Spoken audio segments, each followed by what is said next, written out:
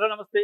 ఈరోజు తెలంగాణ వార్తాపత్రికలో వచ్చిన వార్తలు, ఆ వార్తల వెనుకున్న వాస్తవాలు చూద్దాం. ముందుగా ప్రధానంగా అన్ని పేపర్‌లో ఆర్టీసీ సమ్మె, ఆ సమ్మె పైన చర్చలు, ఆ చర్చలు సఫలమవటం, అంటే సమ్మెను విరమించటం అనే వార్తలనిచ్చినియి. సమ్మె విరమణ జరిగింది.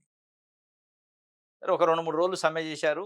దాని తర్వాత గవర్నమెంట్ గూడా వెంటనే స్పందించింది. ఆ స్పందనకు కారణం ఏందంటే, ఒక ఒక ఆర్టీసీ కార్మికుడు ప్రాణత్యాగం నిప్పంటించుకొని చనిపోయిండు. నరసంపేట సంబంధించి ఆయన ఎప్పుడైతే ఆ ఇన్సిడెంట్ జరిగిందో దాని తర్వాత వెంటనే ప్రభుత్వం స్పందించింది. కేబినెట్ మీటింగ్‌లో చర్చించారు. దానిపైన ఒక కమిటీ ఏశారు భట్టి గారితోని డిప్యూటీ సీఎం. ఆయన చర్చలు జరిపిండు. సరే వాళ్ళు ఏదైతే డిమాండ్‌లు పెట్టారో మాక్సిమం ఆ డిమాండ్‌లు మొత్తం ప్రధానమైన డిమాండ్ ఆర్టీసీని ప్రభుత్వంలో విలీనం చేయాలి. తర్వాత పీఆర్సీ ప్రైవేటు కాంట్రాక్టర్‌లని ఎలో చేయకపోవడం ఇయన్నీ ఉన్నాయి గానీ, ఆర్టీసీని ప్రభుత్వంలో విలీనం చేయడానికి ఒప్పుకున్నాం అన్నది. కానీ ఎప్పుడైద్ది విలీనం? సమ్మె చర్చలు సఫలమైనయి. ఆర్టీసీ విలీనం అని చెప్పారు. మరి విలీనం ఈ రోజు నుంచి అవుతుందా అంటే అవ్వట్లే. దానికి మళ్ళా టైం ఉంది. దానికి ఏం చేశారు? అధికారులతోని, కార్మిక సంఘ నాయకులతోని ఒక హై పవర్ కమిటీ ఏశారు. ఈ కమిటీ ఎప్పుడు తేల్చిద్ది? 2027లోనా? 26లోనా? 28లోనా? ఎన్నికల దాకానా? ఎన్నికల తర్వాత కొత్త గవర్నమెంట్ చేస్తది. ఎందుకంటే చాలా బాధాకరమైన పరిస్థితి కనిపిస్తుంది ఆర్టీసీ కార్మికుల పరిస్థితి. ఆర్టీసీ కార్మికులకి ప్రభుత్వాలు ఇస్తున్న హామీలు, ఆ హామీలని తుంగలో దొక్కే కార్యక్రమాలు చూస్తే కేసీఆర్ ప్రభుత్వం ఉన్నప్పుడే ఆర్టీసీ ప్రభుత్వంలో విలీనం అని ప్రకటన చేసిపోయారు. మళ్ళా హై పవర్ కమిటీ దేనికి? వారు ఆల్రెడీ అదంతా ప్రాసెస్ చేసి విలీనం అని చెప్పారు. మళ్ళా వీళ్ళు సమ్మె చేస్తుంటే కేవలం సమ్మెను విరమింపజేయడానికి వాళ్ళని ఏదో బుజ్జగించడానికి కమిటీలా? నిజంగానే విలీనం చేయడానికే. విలీనం చేస్తే దానికి ఒక ఫిక్స్డ్ డేట్ ఎందుకు చెప్పట్లే? అనేది ఆర్టీసీ కార్మికులు ఇప్పుడు అనుమానం. కార్మిక సంఘాల నాయకులైతే పోయి వాళ్ళతోని కన్విన్స్ అయ్యొచ్చారు ప్రభుత్వంతోని. ప్రభుత్వం చెప్పింది అర్థం చేసుకొని ప్రభుత్వాన్ని అంటే నమ్మారు. సరే నమ్మటంలో తప్పు లేదు. ప్రభుత్వాన్ని నమ్మొచ్చు. దాంట్లో ఇబ్బందేం లేదు. కానీ ఆ నమ్మకాన్ని నిజంగానే నిలబెడతారా? ఒమ్ము చేస్తారా? ఈ హై హై పవర్ కమిటీ ఏదో వాళ్ళని బుజ్జగించి ఇక పని జరిపించుకోవటానికే నిజంగానే విలీనం చేసేదే. ఎప్పట్లో అయ్యిద్ది విలీనం? ఎప్పటి వరకు అయ్యే అవకాశం ఉందంటే ఇక అది వాళ్ళకి గూడా తెలవదు నాకు తెలిసి. హై పవర్ కమిటీకి గూడా తెలవదు ఎప్పటికయ్యేది. హై పవర్ కమిటీ కూర్చుంటది, మీటింగ్‌లయితాయి, కూర్చుంటది, మీటింగ్‌లయితాయి. వీళ్ళు ఒక రిపోర్ట్ ప్రభుత్వానికి ఇస్తారు. ఆ రిపోర్ట్ మళ్ళా ఆడ వాళ్ళు పరిశీలన చేస్తారు. ఆ పరిశీలన చేసి అది అమల్లోకి వస్తదా రాదా అనేది ఇక భగవంతుడికి తెలవాలి, భవిష్యత్తుకి తెలవాలి. ఇది ఆర్టీసీకి సంబంధించి సరే ఏదేమైనా ప్రజలు చాలా ఇబ్బంది పడ్డారు. ఒక 2, 3 రోజులు సక్సెస్‌ఫుల్‌గా అయితే ప్రభుత్వం దీంట్లో సక్సెస్ అయింది వాళ్ళని విరమింపజేయటంలో. ఈ సక్సెస్ చేయటం ఇది విరమింపజేయటంలో సమ్మె విరమింపజేయడంలో సక్సెస్ ఎట్లయిందో, విలీనము వాళ్ళ సమస్యల పరిష్కారం కూడా సక్సెస్ అయితే భవిష్యత్తులో మళ్ళీ ఇట్లాంటివి రాకుండా ఉంటాయి. ప్రభుత్వం పైన నమ్మకం, విశ్వాసం పెరిగింది. కానీ ఇది ఈ ఈ ఎపిసోడ్ అంతట్లో ఆ శంకర్ గౌడ్ అని ఆర్టీసీ కార్మికుడు ఉండు కదా! ఆయన ప్రాణత్యాగం ముఖ్యం. ఇప్పుడు ఇంత ఈజీగా చర్చలు 2, 3 రోజులు ఒక 2 గంటలు కూర్చుంటే మాట్లాడితే అయిపోయేదానికి, ప్రభుత్వం కూడా అప్పుడే ఒక ముందడుగేసి, కార్మిక సంఘాలు కూడా ఒక ముందడుగేసి చర్చలు జరిపితే అయిపోయేది కదా! ప్రాణాల మీద తెచ్చుకోపోవుగా. ఇంకిద్దరు ముగ్గురు పరిస్థితి కూడా ఆందోళనకరంగా ఉందిగా. అంటే మనుషులు చనిపోతే తప్ప స్పందించదా ప్రభుత్వం? ఆ చనిపోతే స్పందించింది కూడా ఏంది? ఆ ప్రాణత్యాగానికి విలువ ఉందా అంటే, మళ్ళా విలీనానికి కమిటీ అట. ఇది ఒక వార్త. చర్చలు సఫలమైనయి అని చెప్పి ఒక వార్తనిచ్చారు. రైట్. ఆంధ్రజ్యోతి చూద్దాం. హ్మ్. రైట్. సబ్బండ వర్గాల సంక్షేమం కోసం రేపటి తెలంగాణ భవిష్యత్తు కోసం అట. ఏంటిది ఇది? కొత్త రాజకీయ శక్తిగా వస్తున్నాం. ఏప్రిల్ 25, 2026 ఉదయం 9 గంటలకి మాజీ ఎమ్మెల్సీ కల్వకుంట్ల కవిత గారు, మాజీ ముఖ్యమంత్రి కేసీఆర్ కూతురు ఒక కొత్త రాజకీయ శక్తిగా వస్తున్నారట సబ్బండ వర్గాల కోసం. ఈ సబ్బండ వర్గాలు బంగారు తెలంగాణ చెప్పే 10 ఏళ్ళు పరిపాలిస్తాయి. మీరు కూడా ఉన్నారు అందులో. ఇప్పుడు మళ్ళా సబ్బండ వర్గాలని వచ్చి ఇక్కడ జయశంకర్ గారి బొమ్మ, పూలేది, అంబేద్కర్ గారి బొమ్మ ఇవేసి తెలంగాణ తల్లి విగ్రహం పెట్టి, తెలంగాణ తల్లి ప్రభుత్వం అధికారంగా పెట్టింది వేరే బొమ్మ. మళ్ళా మీరు ఇదే చెబుతండి. అంటే మీ సబ్బండ వర్గాల ఆలోచన ఏంటిది అనేది ఇక్కడే కనపడుతుంది. మీరు తెలంగాణ తల్లిని ఎవరిని పెట్టాలి? అంటే బీఆర్ఎస్ పార్టీ ప్రభుత్వం ఉన్నప్పుడు పెట్టిన తెలంగాణ తల్లి విగ్రహాన్ని మీరు కంటిన్యూ చేస్తున్నారు. అంటే మీ విధానం ఏంటి? నిజంగానే సబ్బండ వర్గాలంటే దీంట్లో సబ్బండ వర్గాల ఆనవాళ్ళు లేవు అని చెప్పి ప్రభుత్వం ఏం చేసింది? మార్చేసింది తెలంగాణ తల్లి విగ్రహాన్ని సెక్రటేరియట్ ముందు అధికారికంగా ప్రభుత్వం ఆధ్వర్యంలో పెట్టింది. దాన్ని కదా పెట్టాల్సింది మీరు సబ్బండ వర్గాలైతే. అయినా ఈ కొత్త రాజకీయ శక్తి ఎవరి కోసం? కవిత గారి కొత్త రాజకీయ శక్తి ప్రజలు కోరుకున్న శక్తే ఇది. ప్రజలు కోరుకుంటున్న పార్టీయా? ప్రజల అవసరం ఉండి, స్పేస్ ఉండి రాజకీయాలలో పార్టీ కొత్తది అవసరం అని ప్రజల డిమాండ్ ఉందా? లేదా మీ కుటుంబంలో పంచాయతీ కోసం, మీ పట్టుదల కోసం, మీ పదవుల కోసం, మీ ప్రతిష్టల కోసం మీ పట్టు నిలుపుకోవటం కోసం పార్టీయా? ప్రజలు కోరుకున్న పార్టీ అయితే నిలబడింది. మీ సబ్బండ వర్గాల సంగతి ప్రజలు కోరుకోవాలి. మీరు ఆ పదం బాగుంది కాబట్టి అది పెట్టి నేను పార్టీ పెడతన్నా, ఒక కొత్త రాజకీయ శక్తిగా వస్తానంటే, ఇప్పటివరకు ఉన్న రాజకీయ శక్తి ఏం ఉపయోగపడది. ఇప్పుడు మీరేం ఉపయోగపడుతున్నారు? అసలు ప్రజలు ఏం కోరుకున్నారు? మీ పార్టీ విధానం ఏంది? అసలు ఎవరి పార్టీని విభేదించి మీరు పార్టీ పెడుతున్నారు? కాంగ్రెస్ పార్టీ పైన మీ విభేదమా? బీఆర్ఎస్ పార్టీ పైన, బీజేపీ పైన, ఇప్పుడున్న కమ్యూనిస్ట్ పార్టీల పైన, ఏ పార్టీ సిద్ధాంతాలకు వ్యతిరేకంగా మీరు ఏర్పడుతున్నారు? ఈ 3, 4 పార్టీల కంటే మీ మీ పార్టీ వైవిధ్యం ఏంటి? మీరు కొత్తగా చేసేదేంటి? లేదా మీరెప్పుడు పార్టీలో రాజకీయాల్లో లేరనుకోవటం లేదు. ఒక 5 సంవత్సరాలు ఎంపీ చేశారు. ఇంకొక 5, 6 సంవత్సరాలు ఎమ్మెల్సీ చేశారు. పవర్‌లో డైరెక్ట్‌గా ఇన్వాల్వ్ అయ్యున్నారు. ఒక పవర్ సెంటర్‌గా ఉన్నారు. అప్పుడు లేని సబ్బండ వర్గాలకి ఇప్పుడు మీరు ఏం న్యాయం చేస్తారు? ఇవన్నీ చాలా ప్రశ్నలు తెలంగాణ ప్రజల నుంచి వస్తున్నాయి కవిత గారికి. మరి ఈ కవిత గారి పార్టీ ఈరోజు లాంచింగ్ అట. పార్టీ పేరు ఒక 2, 3 రకాలు ఇనిపిస్తున్నాయి. తెలంగాణ ప్రజా జాగృతి అని. ఇంకొక అడుగు ముందుకేసి ఆళ్ళ టీఆర్ఎస్ పాత టీఆర్ఎస్‌నే పెడతారు అని చెప్పి కూడా ఉంది. కానీ అది ఇప్పుడు చర్చ పోయింది. మరి ఎలక్షన్ కమిషన్ ఒప్పుకోనట్టుంది. తెలంగాణ జాగృతి అనేదే రావచ్చు అని చెప్పి ఈరోజు లాంచింగ్ ఉందట. అయితే ఈ కొత్త రాజకీయ శక్తి ఎవరు కోరుకున్నారు? ఎవరి కోసం అనేది ప్రశ్న. ఇది ఆంధ్రజ్యోతి పేపర్‌తో పాటు దాదాపు ఒక 15, 20 తెలుగు పత్రికల్లో, ఇంగ్లీష్ పత్రికల్లో ఫుల్ పేజ్ యాడ్‌లు కవిత గారేశారు. ఇక్కడనే కనపడుతుంది సబ్బండ వర్గాల పార్టీ ఇది, పెట్టుబడిదారుల పార్టీయా, డబ్బుల పార్టీ అనేది.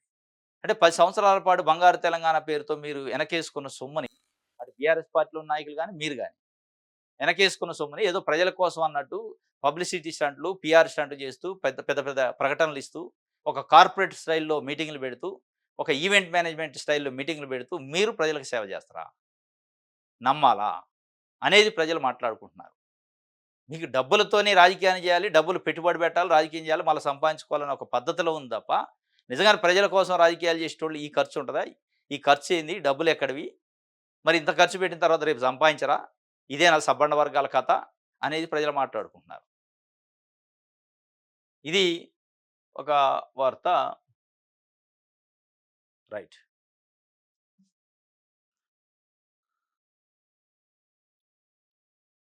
ఆ! ఆర్థిక మోసం కేసులో మంగిలి పాత్రపై దర్యాప్తు ముమ్మరమట. నేడో రేపో పోలీస్ కస్టడీకి రమావత్ మధు. ప్రధాన నిందితులు ఏపీలో తలదాచుకున్నట్టు పోలీసుల అనుమానం. న్యాయం జరగకపోతే ఆత్మహత్య శరణ్యం. మంగ్లీ ఆమె సోదరుడు శివ చౌహాన్‌దే కీలక పాత్ర. పలువురు బాధితుల ఆవేదన అని చెప్పి ఒక వార్తని ఆంధ్రజ్యోతి ఇచ్చింది. ఆర్థిక మోసం కేసులో మంగ్లీ పాత్ర పైన పోలీసులు దర్యాప్తు ముమ్మరం చేశారట.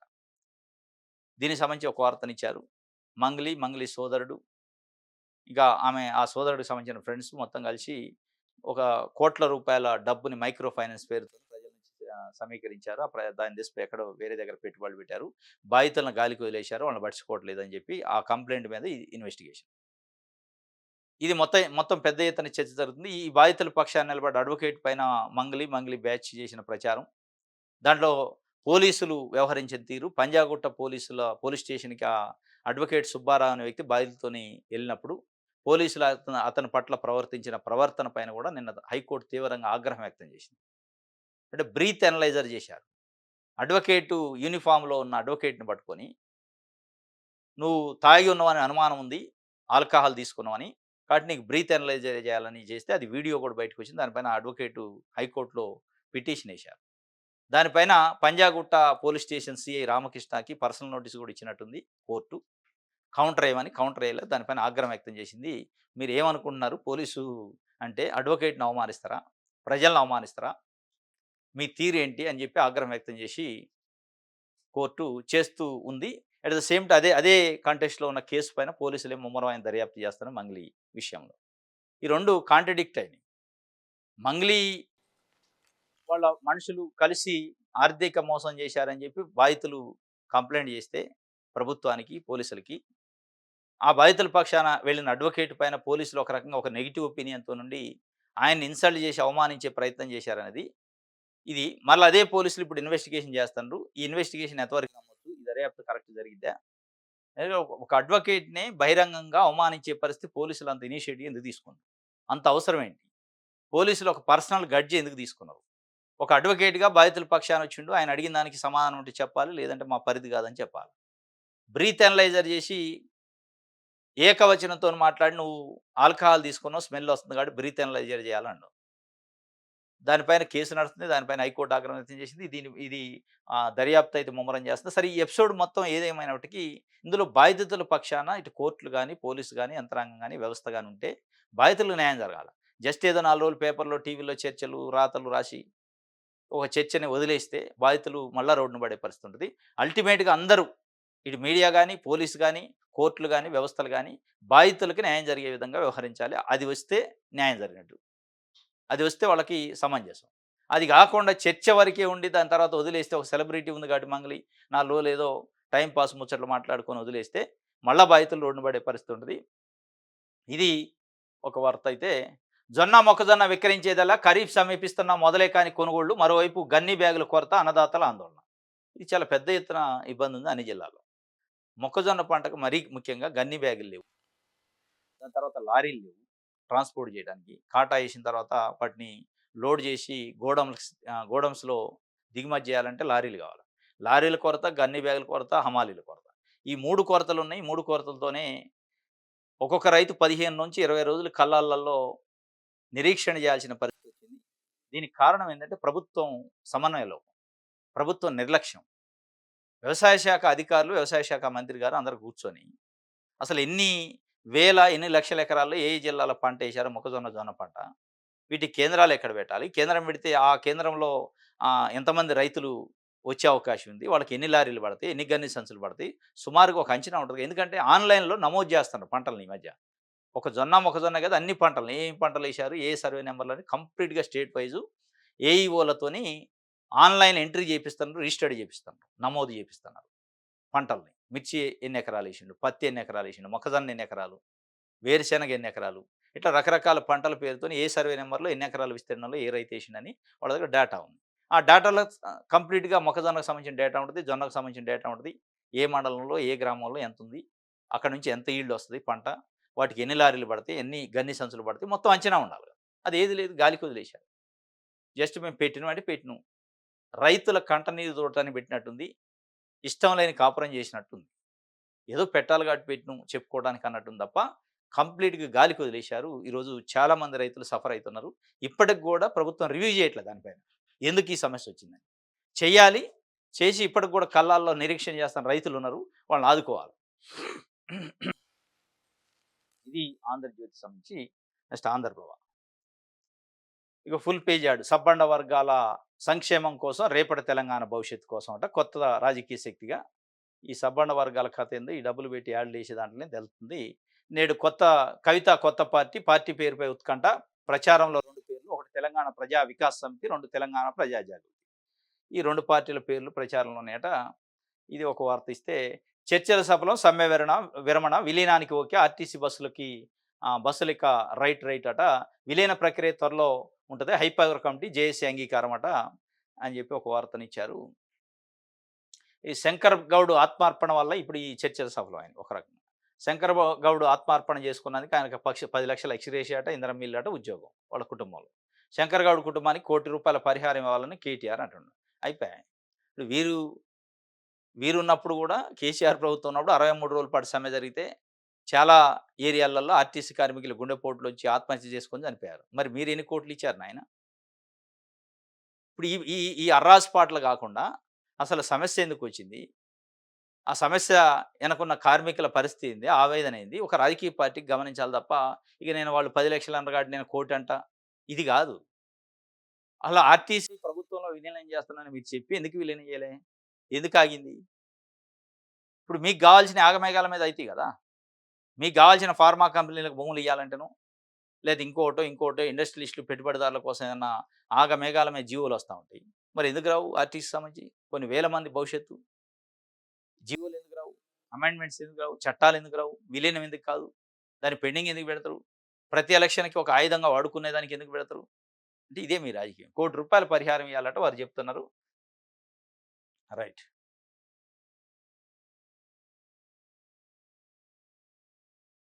ఇది ఆంధ్రప్రభకు సంబంధించి. వెలుగు పేపర్. ఫుల్ పేజ్ యాడ్ కవిత గారిది.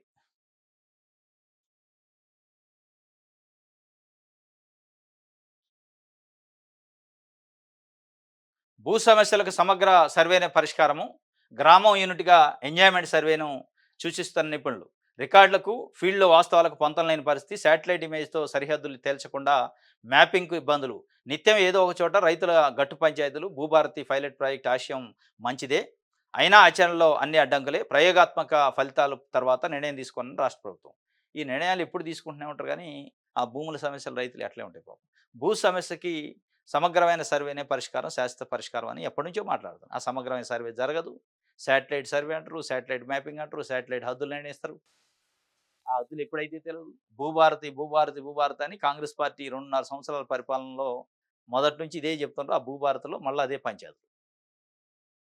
ఇప్పుడు సమస్య ఉంది. సమస్యకి పరిష్కారాలు నిపుణులు చూపిస్తుండ్రు. పరిష్కారాలను అమలు చేయాల్సిన ప్రభుత్వం ముందడుగేది. సాదా బైనామా ఉంది. దానిపైన హైకోర్టులో కొన్ని సంవత్సరాల పాటు కేసు నడిచింది. క్లియర్ అయింది. క్లియర్ అయ్యి కూడా 1 ఇయర్ దాటిపోతుంది. అయినా దానికి పరిష్కారం లేదు. చిన్న చిన్న సమస్యలే. పెద్దది కాదు. ప్రభుత్వం పైన ఆర్థిక భారం కూడా పడదు. కమిట్మెంట్ లేదు. ఇక వీళ్ళేం చేస్తారు భూ సమగ్ర సర్వే. అరే సాదా బైనామాలో 9,00,000 పై చిలుకు అప్లికేషన్లుంటే, రూపాయి ప్రభుత్వ ఖర్చు లేకుండా ఇంకా 9,00,000 మంది రైతులే ప్రభుత్వానికి స్టాంప్ డ్యూటీ కడతారు. ప్రభుత్వానికి డబ్బులొస్తాయి. అటువంటి సమస్యను పరిష్కరించడానికి కూడా దాంట్లో కొన్ని ఫేక్ ఉండొచ్చు, రకరకాలుగా ఉండొచ్చు. పరిశీలన చేసి చేయొచ్చు. దానికి కొర్రీలు పెట్టి, కొర్రీలు పెట్టి, కొర్రీలు పెట్టి ఇంకా అయి అదే పెండింగ్ ఉన్నాయి. మళ్ళా రిజెక్షన్స్. ఆ ఇచ్చిన నిబంధనల గైడ్‌లైన్స్‌లో లోపం ఉంది. సరిగా లేదు. ఇది మళ్ళా రెవెన్యూ అధికారులు అక్కడనే ఇబ్బందులలో ఈ అప్లికేషన్‌లు ఆడనే పక్కన పెట్టేవాళ్ళు. ఇక భూ సమగ్ర సర్వే చేయటం అంటే అంత ఈజీయా? 9,00,000 దరఖాస్తులే పరిశీలించలేని సాదా బైనామా దరఖాస్తుని సింపుల్‌గా ఏదైనా పరిశీలించలేని, పరిష్కరించలేనోళ్ళు సమగ్ర సర్వే చేస్తారంటే నమ్మాలా? నిజంగా చేస్తే అద్భుతంగా ఉంటది గానీ, చేసే పరిస్థితి ఉంటదా? ఉత్త పేపర్‌లో మనం చదువుకోవటానికి అంటే చదువుకోవడానికి ఉపయోగపడతాయి అంతే.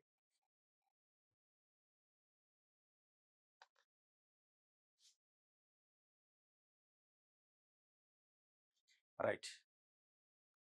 ఇది వెలుగుకి సంబంధించి సాక్షి పేపర్. రైట్. ఆర్టీసీ విలీనానికి కమిటీ అట. 11% పీఆర్సీ కార్మిక సంఘాల ఎన్నికల గ్రీన్ సిగ్నల్. ప్రధానంగా అయితే ఒక 2, 3 సమస్యలు వాళ్ళు కోరుకున్న పీఆర్సీ గాని, కార్మిక సంఘాలకి ఎలక్షన్స్ ఇవన్నీ ఓకే అయింది. విలీనానికి కమిటీ అనేది ఇక ఆ కమిటీ ఎప్పుడైద్ది? ఎన్ని రోజులు పట్టిద్దనేది అది కాలం సమానం. తెలంగాణ ప్రజా జాగృతి అని చెప్పి వీళ్ళు సాక్షి పేపర్ ఆ పార్టీ అంటే కవిత పార్టీ పేరు అదే ఉండొచ్చని.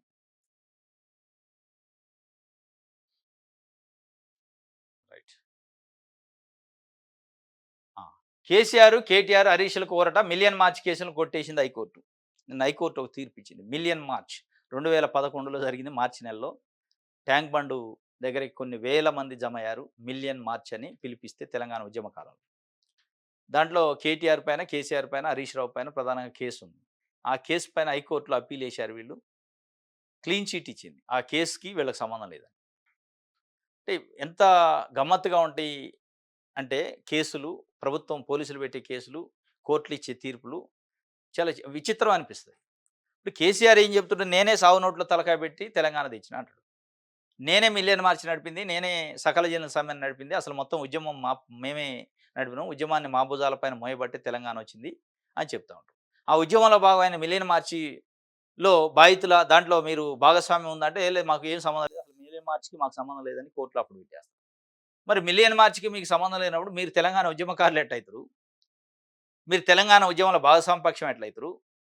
అంటే కోర్టుల కాడికి, కేసుల కాడికి పోయినప్పుడు సంబంధం లేదు. ప్రజల దగ్గరకొచ్చినప్పుడు మేమే అసలు నడిపింది మా భుజాలు కాయలు కాసినాయి అని చెప్తారు. చాలా విచిత్రమైన పరిస్థితి. అంటే కేటీఆర్, హరీష్ రావు, కేసీఆర్ సరే పైసలున్నాయి కాబట్టి మంచి మంచి పెద్ద అడ్వకేట్‌లు పెట్టుకొని మిలియన్ మార్చ్‌తో మాకు సంబంధం లేదని చెప్పారు. మీరిచ్చిన పిలుపు మేరకు కొన్ని వేల మంది, లక్షల మంది అదే మిలియన్ మార్చ్‌లో అటెండ్ అయ్యి, ఇప్పటికి కూడా కోర్టుల చుట్టూ తిరుగుతూ కేసులయినాయి తెలంగాణ అసలైన ఉద్యమకారులు. మీరు ఉద్యమాలు చేశారు, మీరు ఉద్యమకారులే. ఆ ఉద్యమ ఫలితాలను అనుభవించారు, పదవులు అనుభవించారు. వందల వేల కోట్ల రూపాయల ఆస్తులు వెనకేసుకున్నారు. దాంట్లో వాస్తవాలు మాట్లాడుకోవాలంటే. కానీ అసలైన నికార్సైన తెలంగాణ కోసం మాత్రమే ఏ కల్మషం లేకుండా ఉద్యమం చేసిన ఉద్యమకారులు ఉంటారు ఈరోజు. వాళ్ళకు ఒక 100 గజాల జాగా రాలే. కేసులు మాత్రం మిగిలినయి. ఒక ఉద్యోగం రాలేదు. ఒక జాగా రాలే. ఇంకోటి రాలే. ఏది రాలే. కేసులు పదుల సంఖ్యలో కేసులతోని ఈ రోజు కూడా కోర్టుల చుట్టూ తిరుగుతుంది. 10 సంవత్సరాలు పరిపాలించిన ఉద్యమ పార్టీ, బీఆర్ఎస్ పార్టీ, ఉద్యమ నాయకుడు కేసీఆర్, ఆ కేసుల పరిస్థితి ఎప్పుడన్నా ఆలోచించారా? తెలంగాణ ఉద్యమకారుల గురించి ఎప్పుడైనా ఆలోచించారా? మీరు డబ్బులున్నాయి కాబట్టి మంచి మంచి సుప్రీంకోర్టు అడ్వకేట్‌లని ఎంగేజ్ చేసి ఈరోజు బయటపడ్డారు కోర్ట్‌లో. మాకు సంబంధం లేదు మిలియన్ మార్చ్ అని. సరే అదొక నైతికత. సంబంధం ఉందా లేదా అని ప్రజలకు తెలుసు, మీకు తెలుసు. ఇట్లా ఉంటాయన్నట్టు. కోర్టులు కూడా డైరెక్ట్‌గా తెలుసు. వాళ్ళకి సంబంధం ఉంది. వాళ్ళే పిలిపిచ్చారు. వాళ్ళు పిలిపియటం వల్లనే వచ్చింది. జేఏసీ పిలిపిచ్చింది. జేఏసీలో బీఆర్ఎస్ పార్టీ కూడా భాగస్వామ్యపక్షం. కానీ మీరు బయటపడ్డారు. కానీ పేద ప్రజలు అసలైన ఉద్యమకారుల పరిస్థితి ఏంటి? మీరు బయటపడ్డారు. మీకు పదవులొచ్చినియి. మీరు అనుభవించారు. సంపాదన ఉంది. కానీ పేద ప్రజలకి ఏమి లేదు. వాళ్ళని ఆలోచించాలా ఉద్యమ పార్టీగా. వాళ్ళని గాదు మీరు 10 సంవత్సరాలు మల్లారెడ్డి, పువ్వాడ అజయ్ కుమార్, ఎర్రబెల్లి దయాకర్రావు, తలసాని శ్రీనివాస్ యాదవ్ ఇటువంటి తెలుగుదేశం పార్టీ నుంచి వచ్చినోళ్ళు ఉద్యమాన్ని వ్యతిరేకించిన నాయకులను ఎంకరేజ్ చేశారు. ఈరోజు అసలైన ఉద్యమకారులు సఫర్ అయితున్నారు. ఈ మిలియన్ మార్చ్ గాని ఇంకా చాలా కేసులకు సంబంధించి. ఇది సాక్షికి సంబంధించి రైట్. ఇది ఈరోజు న్యూస్ అనాలిసిస్. రేపు తాజా వార్తలతో తిరిగి కలుసుకుందాం. Thank you.